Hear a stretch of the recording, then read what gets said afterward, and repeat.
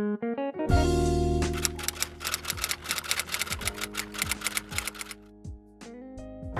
everyone and welcome to the PortCalls YouTube channel. As you can see, I'm outside.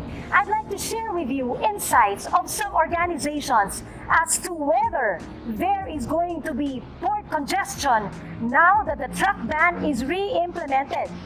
Alam nyo, tinugunan naman ng MMDA ang request ng Manila Mayor na ibalik ang truck ban, lalo na ngayon na nalalapit na ang Pasko in the main thoroughfares of Metro Manila, especially in the stretch of EDSA.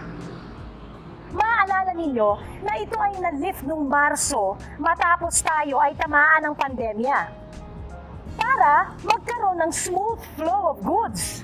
You know, a lot of us are actually worried that there might be a chaotic port congestion or a massive congestion just like what happened back in 2014 and 2018 kung inyong maaalala.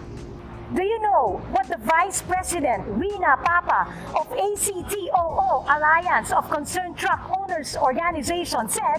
Hindi naman daw siya talaga nagtataka na ibinabalik at re-implemented ang truck ban. Kaya lang daw sana ito ay talagang napag-isipan ng mabuti. Dahil ang mga formulas naman in the past were not also that successful. At ang sabi naman ng CTAP, Confederation of Truckers Association of the Philippines, in a position paper to MMDA, that this is not really the solution to the problem of a struggling economy punctured by COVID-19.